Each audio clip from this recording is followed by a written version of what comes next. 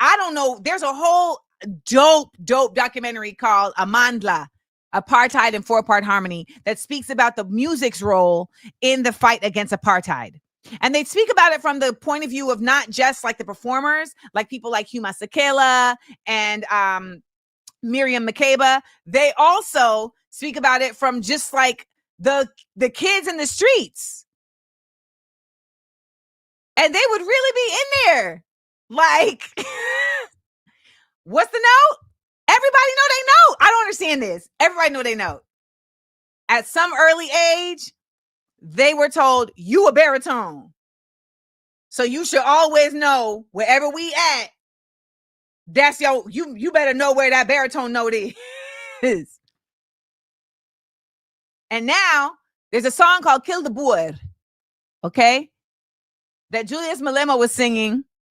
And Boer was the name of South Africans that are Afrikaners.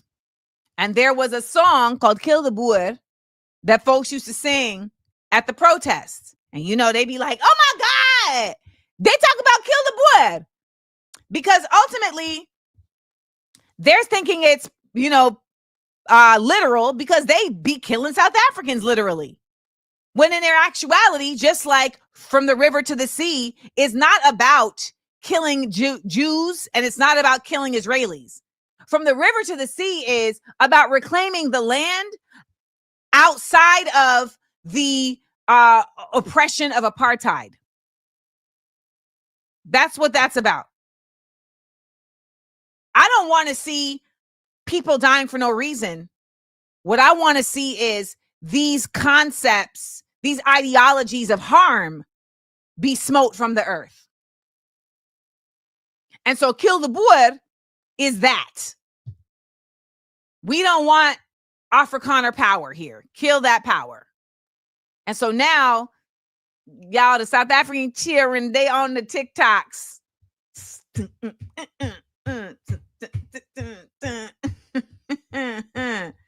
Yeah. Amanda, away to. Amanda, away to. It means power. So it's no surprise that here we are watching a March for Palestine in Ethiopia, and they just casually break out into a vibe.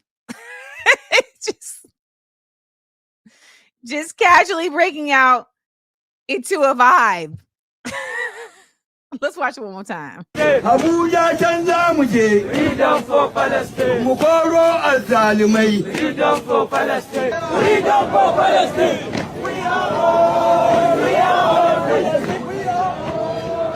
We are all Palestine. We are all. We are all Palestine. Oh yeah, yeah. Oh yeah, yeah. Oh yeah, yeah. Abara wasan mutuwa. Aya. Yaki.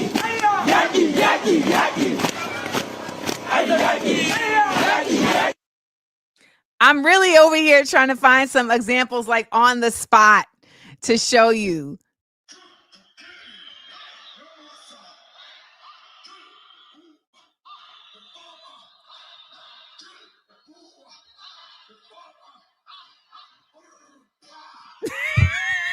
He said, brr, pa, pa, brr, pa.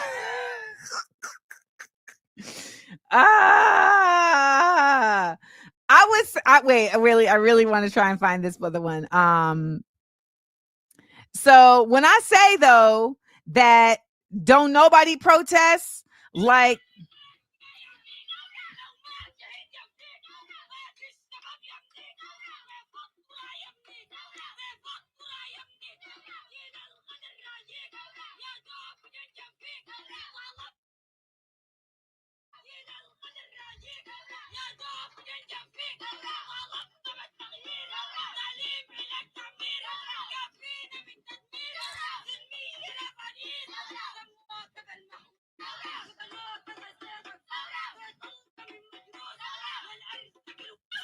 on.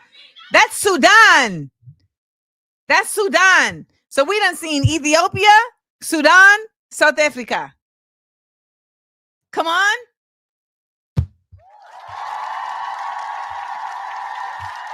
Y'all are like, okay, point proven, point proven.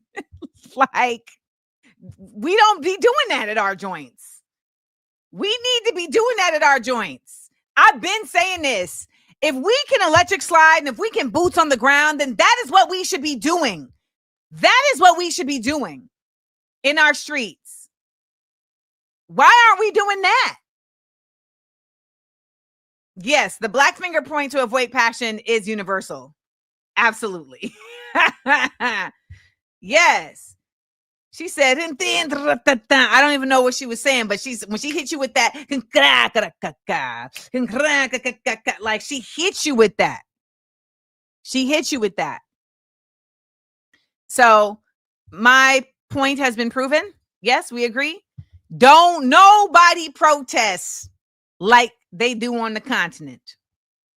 Nope. Nope. Don't nobody.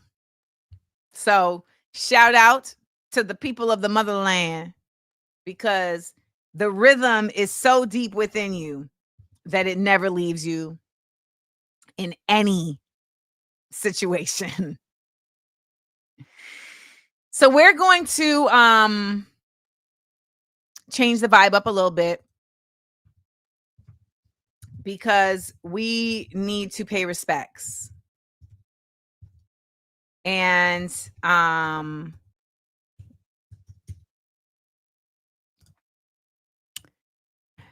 we lost a really dope person this week.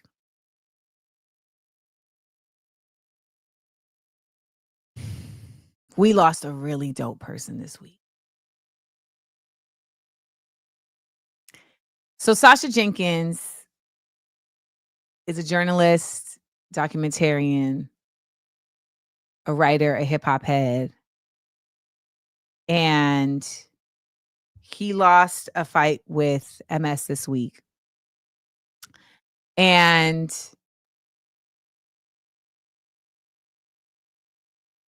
Sasha was not just one of the talented ones. He was one of the good ones. And when I say that, I mean, Sasha's heart was always in his work, but also in just how he showed up. I met Sacha Jenkins, I don't even know, so far back. But I met Sasha as somebody who, myself, I was, in the hip hop scene as a writer, as a host, etc. And Sasha was working with, oh my gosh, why am I blanking right now? He was working with a hip hop company, and they were working to, just bring new quality, classic hip hop content into the space when we saw the digital era beginning to mass appeal. Whew, child, that was going to kill me. When we saw the digital era taking hold. So I met Sash when he was over at Mass Appeal, and he was making new work over there. And we just hit it off because me and Sasha are both consummate hip hop heads and artists. And so we just, we kept in touch and we stayed cool. And then when I moved to LA, I remember Sasha had hit me and was like, yo, I didn't know you blew up. And I was like, what are you talking about? He was like, man, somebody mentioned your name today. And I said, I haven't talked to Amanda in a minute. Wonder, I need to hit her up. And he said, they was like, yo, she blew up. And so he had literally just called me to extend props. That's it. He literally just called me to extend props and to say, yo, keep going, keep doing what you do. And he said, he was happy to hear that when they were speaking about me, they were saying that she is still on her SH. She's still on her ish. Sasha is one of the voices that helped to sculpt hip hop into a form beyond just music. With his journalism and Ego Trip and the Ego Trip book of rap lists, those of us who know, we know Ego Trip book of raps lists is a quintessential piece of literature for anyone who is a connoisseur of music. Not even if you just are an MC or a rap enthusiast, but a music enthusiast. Then they followed up with Ego Trip's Book of Racism, which is another conglomerate of all of their voices using humor and wit and facts and intellect to really bring culture onto the page in an unforgettable way. Sasha was also a documentarian and has produced a number of documentaries over at Showtime that you should really make it your business to check out. One of those was called Everything's Gonna Be All White. I am in this documentary. And it talks about how the whitewashing of mainstream America exists and the ways in which it exists that ignore Black representation. You guys are naming other works that he has done. He was also an incredible bassist. He had a band that he was in. He was a punk rocker. And he also was very big into graffiti art. He himself was a graffiti artist and was a part of putting together books that chronicled graffiti art and preserved it. He also was a part of the docuseries Wu-Tang Clan of Mics and Men, which if you haven't watched is great. If you ever thought in your life, nah, I'll never see the Wu-Tang Clan cry, you will. I saw the first 2 episodes of Wu-Tang Clan Mics and Men while sitting next to the Wu-Tang Clan at the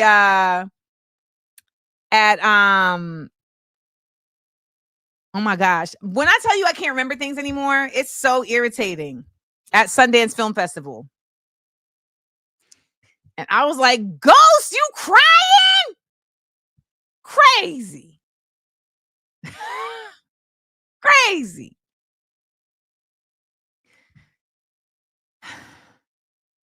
One thing about Sasha is he leaves behind a legacy of not just an incredible oeuvre of work, but I believe anyone who knew Sasha really was fortunate because he was an honest, upfront person. And in a world of so much phoniness and fakeness, when we lose people like that, we lose, we suffer.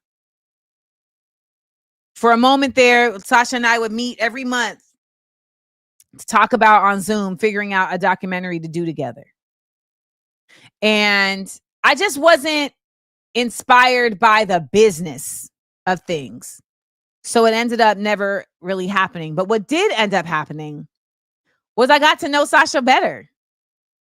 We got to laugh together and talk about this world, talk about the music, talk about the business. He would keep it a buck with me. He would tell me who to steer clear of and who actually could be supportive. And, you know, there's just so few people I feel that are willing to do that these days. Everybody is gatekeeping and trying to hold on to their tokenism to the detriment of any true advancement beyond themselves.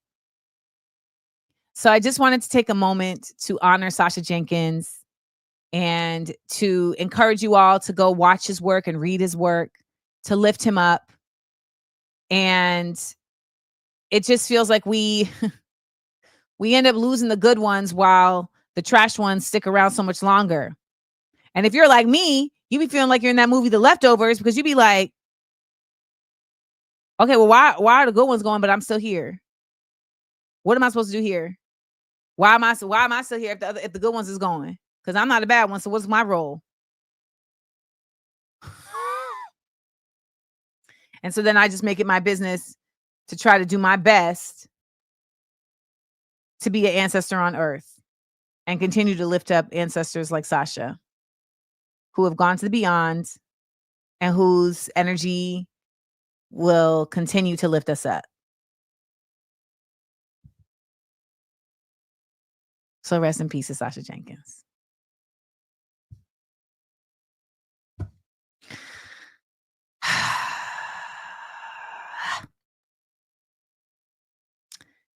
It's noon.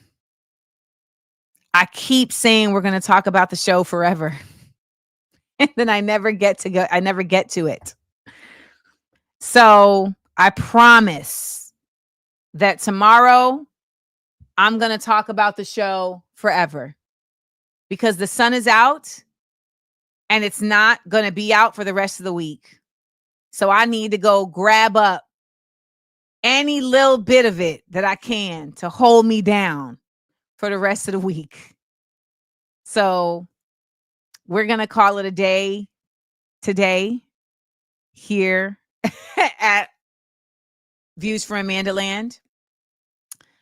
Please remember that I will be on the Whatnot app at 6 p.m. Eastern to do my first AmandaLand Exports show.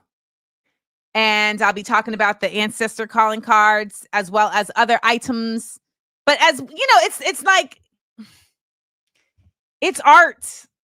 So we'll be there coloring and being amongst each other, as well as hopefully getting y'all to understand these ancestor calling cards a little bit more, since I've only sold 20 of them. So I feel like I'm going to blame myself for that because I have not properly explained and marketed what they're really about. So join me at 6 p.m. Eastern. Download the Whatnot app. The Whatnot app. And as I was talking earlier about the multi-hyphenate of things, I am going to be doing different things in different places and spaces. So if you want to follow me around this internet, then these are the apps where you can follow me at. Okay? I am on Whatnot with my art, lifestyle, politics, and basically everything at Patreon. You can follow my writing at Substack and my commentary and interviews on YouTube. Okay? So don't even remind yourself, just make a alert in your phone, or if you just sign up at Whatnot, download the app and subscribe to my page, then you'll get a notification. Okay. So there's that. Oh my gosh. Hold on. Talk amongst yourselves.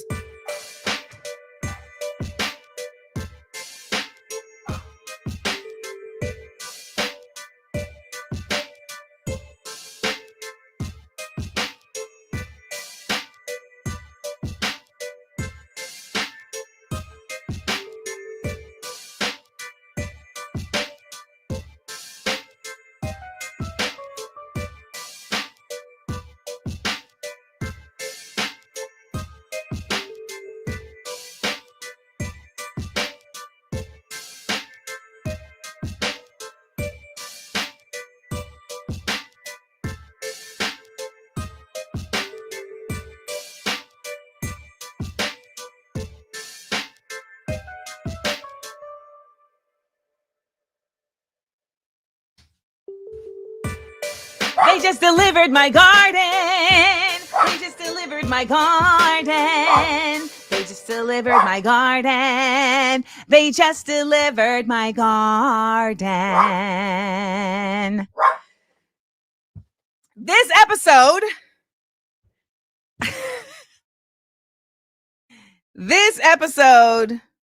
of the Views from AmandaLand show has been brought to you by What Would the Ancestors Say? Its latest performance will be on Saturday in New York City at the People's Forum, 320 West 37th Street. Go to peoplesforum.org to register. And if you want to watch it on live stream, you can also get the link for the live stream there as well. Please support What Would the Ancestors Say? This is a show that is really about edutainment. It is about love, and it is about information, and it is about, again, realigning us with facts as we find ourselves in an age of idiocy. So there's that. PSA.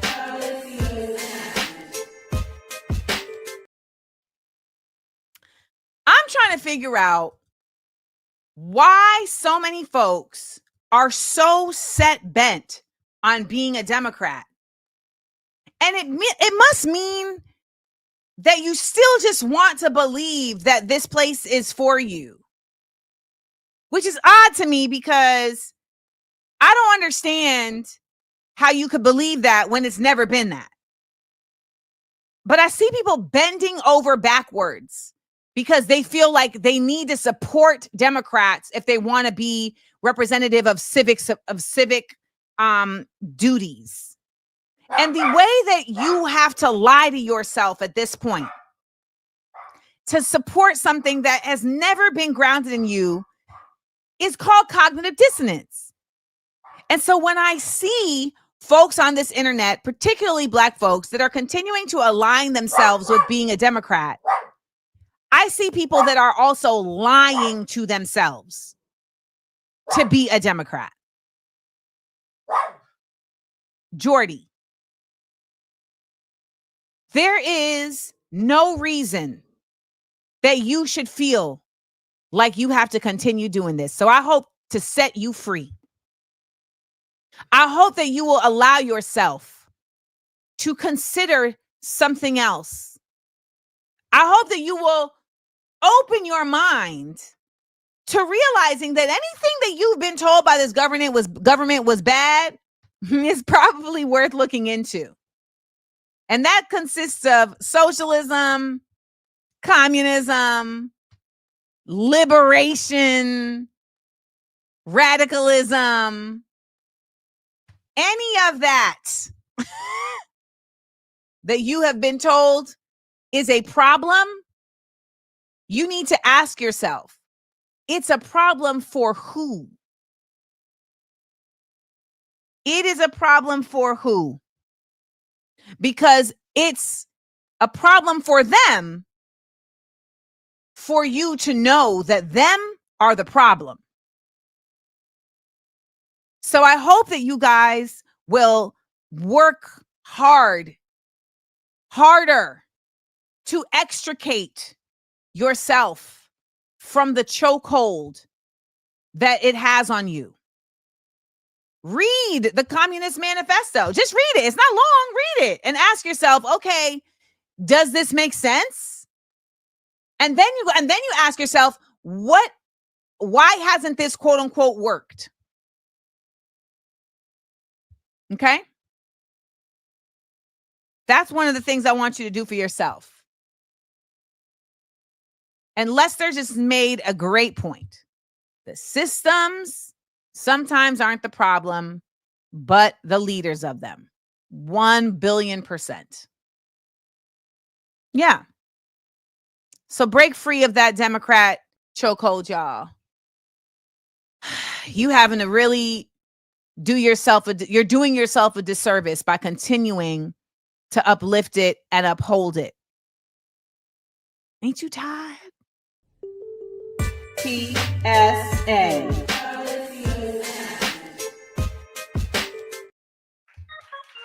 Hey!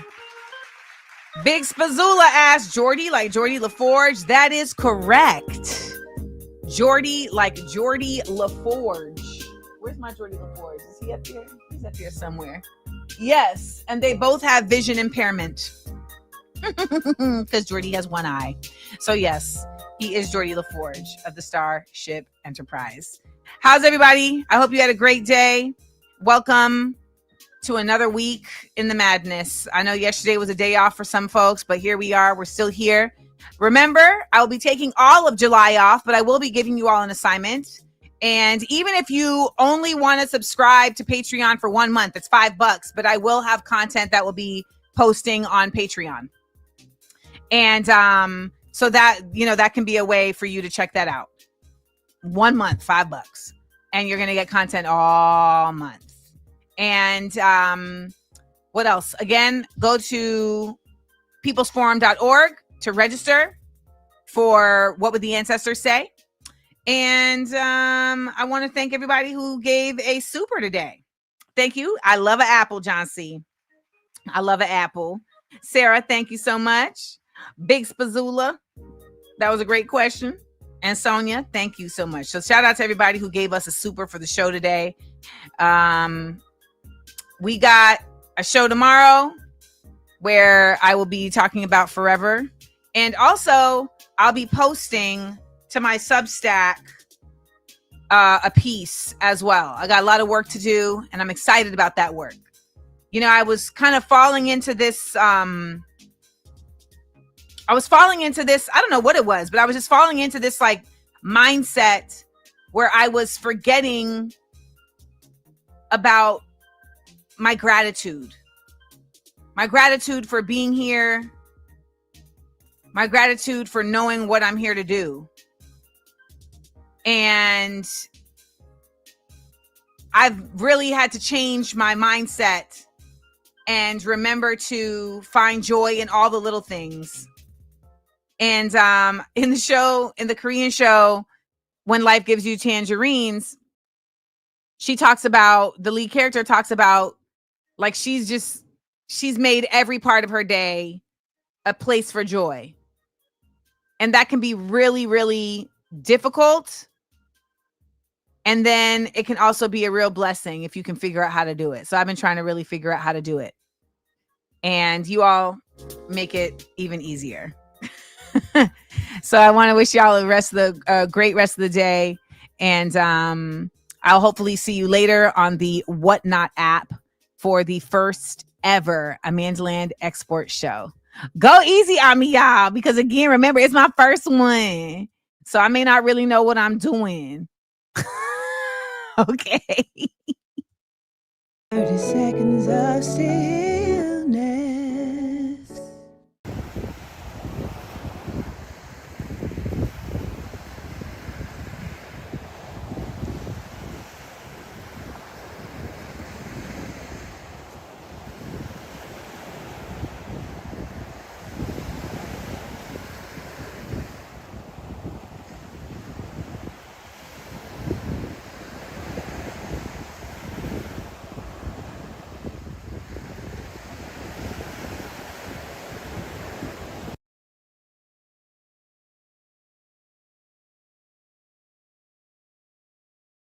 I enjoyed laughing and learning with you.